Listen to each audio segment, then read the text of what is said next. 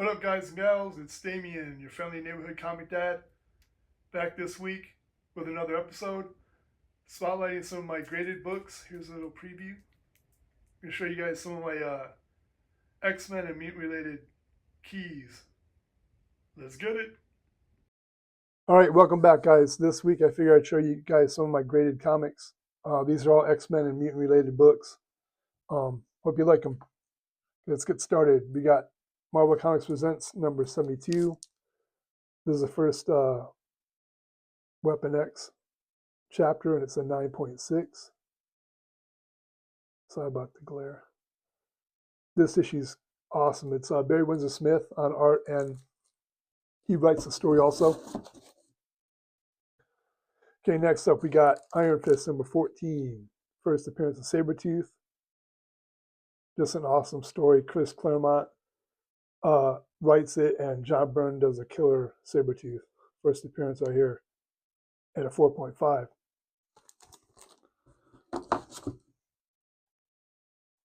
Okay, next up, Rogue fans. We got first appearance of Rogue in Avengers Annual 10 in a 9.6. Damn, that glare is bad. The cover, never really loved the cover, but the inside's got awesome art by Michael Golden, and that one's also written by Chris Claremont. Yeah, this one, I remember getting this one off the newsstand. Not this exact issue, but when it came out back in the day in Norwalk, California, off the spinner rack at a 7-Eleven. X-Men and Teen Titans, one shot. This is awesome. It's got Chris Claremont and Marv Wolfman write it. Art by Walt Simonson, just killer Simonson art. It's got Dark Phoenix. Show you the back cover. It's got Darkseid. And I think it's like the third appearance of Deathstroke. Yeah, third appearance of Deathstroke. Highly recommend this one, guys. If you're an X-Men fan or a Teen Titans fan, killer story, killer art. Great one shot. Okay, next up, we got from 1978, Miss Marvel number 18, first Mystique. Great Dave Cockrum cover there. And that's a 7.5.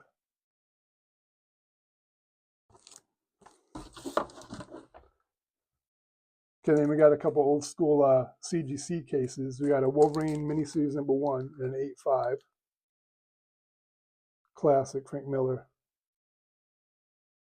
And again, Chris Claremont on the script. And then we got a number 2 and the same grade 8.5 in an older CGC case. Just a killer cover. I still need to get a 3 and 4 of this miniseries to complete the set. Those are from 82. Yeah. Memories. Okay, then we got Wolverine number 10. This is a key Sabretooth Wolverine battle from back in the day. And 9.0. Great Bill Sienkiewicz cover. John Buscema does the art inside. I think this is his last Wolverine issue. And again, Chris Claremont on scripts. Okay, next up from 1986, we got X Factor number 5. This is the cameo of Apocalypse in the very last page by Louise Simonson and Butch Juice on art. Oh, and that's 9.4. Sorry, guys. 9.4. Okay, then we got a X Factor number 6. This is his Apocalypse first full appearance. Look at that great cover. And that's in a 9.4. That's written by Louise Simonson. I think the art's by Juice, also Butch Juice. Yeah. Class. I got this at local Zia's for like $20 and then sent it in to get graded. This was one of the last books I got graded, actually. Then this one I got in the same load that I sent off to CBCS. This is NYX number 3 in a 9.8. And this is first X-23, first Lower Kinney. Look at that great cover by Middleton.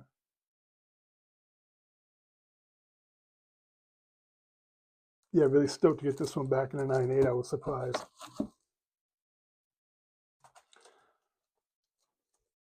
Okay, then we got some old school X-Men. X-Men number 94.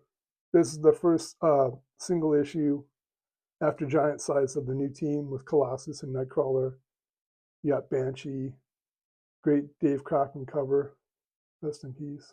And that one's a 6.5 CBCS. Killer cover.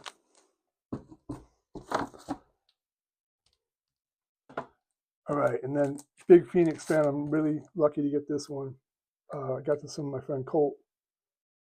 X-Men 101, first appearance of Phoenix in a 5.5. Another killer issue, and just Dave Cockrum in his prime.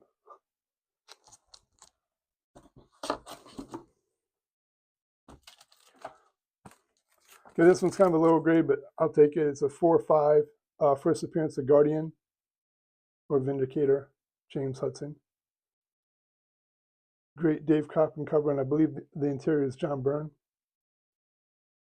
And all these X-Men, Uncanny X-Men issues are all Claremont writing.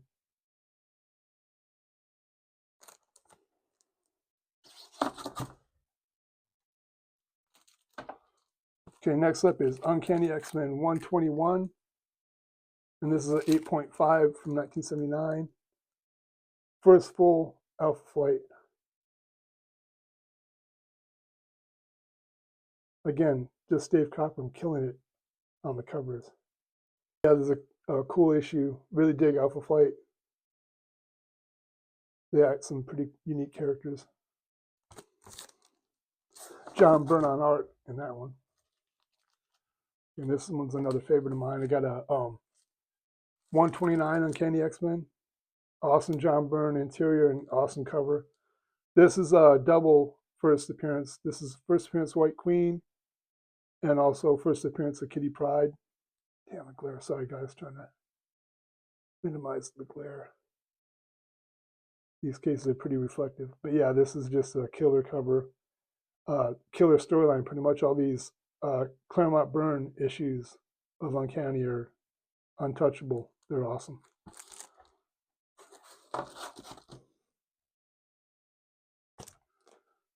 Okay, then we got Uncanny X-Men number 201. And this is a key because it's the first appearance of Cable as a baby before he got sent in the future and came back, all techno-organic, infused.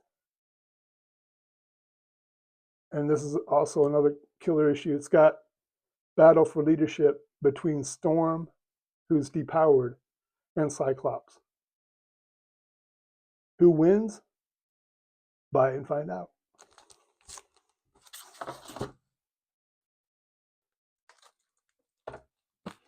Okay, yeah, this one's a killer one too. Uncanny X-Men 212. This was the first time that in comic book publishing history that Sabretooth and Wolverine went at it in comics. A killer Barry Windsor Smith cover, and the inside art was Rick Leonardi, another awesome artist. And this was part of the Mutant Massacre event. Just a top tier event. One of my favorite X-Men storylines was that whole Mutant Massacre event was just killer. All right, next up is Uncanny X-Men 221. This is a 9.2. And there's the first appearance of Mr. Sinister. Mark Silvestri covers cool.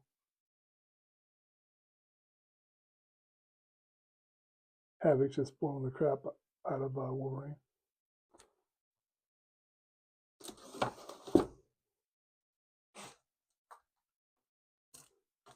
Okay, the next issue we have up is Uncanny X-Men number 248 from 1989. It's a 9.8. And this is the first issue with Jim Lee art on X-Men. This is the first time he drew X-Men.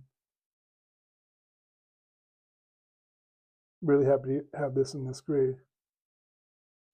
And Jim Lee's up there is like one of my favorite artists. It's a cool cover. He does the best Colossus. Him and Paul Smith are my favorite artists to draw Colossus. Okay, next up, another book I got in my last haul from CBCS, a 9/8 First Gambit, number 266. And the glare is pretty bad. And this is a cool cover. Andy Kubert does the cover, and the inside's not even by one of the regular artists on the series. It's by Mike Collins. This was in between like Jim Lee taking over and Silvestri had left the book. So they were scrambling to get this issue out. Another one of my prized possessions I hear. Killer.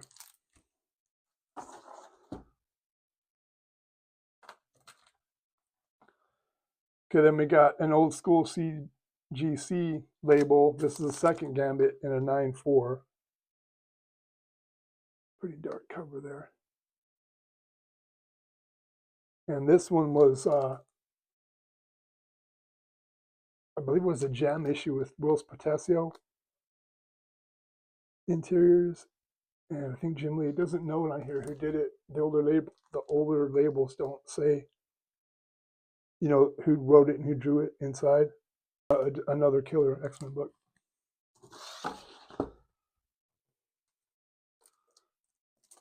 Okay, then this is up here is one of my favorite single issue stories. This is Uncanny X-Men number 268, classic World War II flashback story with Captain America, Black Widow, and Wolverine. It kind of goes back and forth between present day and World War II. Killer cover, Jim Lee, top of his game. Got a couple more, guys. Then this one, X-Men number 350 with the hollow foil cover, came back in 9/4. Cool Gambit cover, Joe Madura. He didn't stick around that long, but the issues he did were gold. And I believe this was Scott Lobdell or Joe Kelly. Scott Lobdell and Steven Seagal, my bad. And this issue is key because it finally reveals who led the Morlocks into the tunnels during Mutant Massacre way back when. And it turns out to be our boy Remy. Killer issue.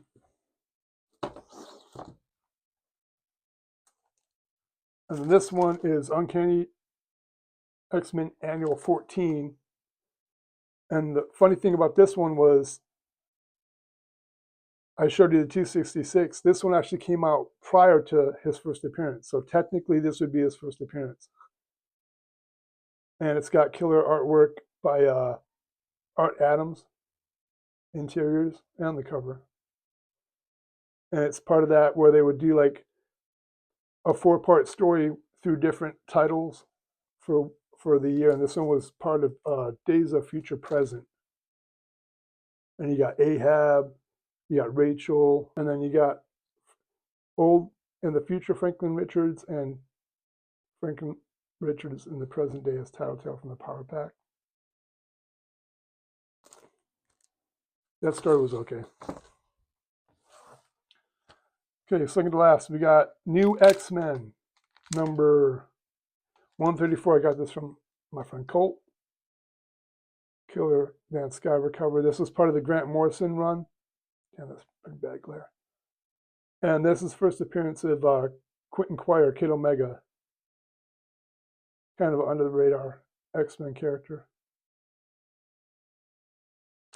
Great cover there. And then last but not least, Giant Size number 1 in a 5.0 CGC. Really, really fortunate to have this in my collection. I worked a deal with my friend Colt.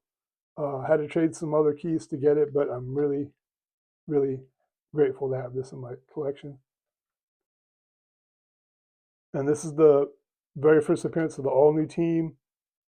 You got first appearance Colossus, first Nightcrawler, Thunderbird, Storm, Nightcrawler. I don't know if I said Nightcrawler. And it's like second or third appearance of Wolverine, and just a killer issue by Dave Cockrum. Introduces Krakoa, first Krakoa.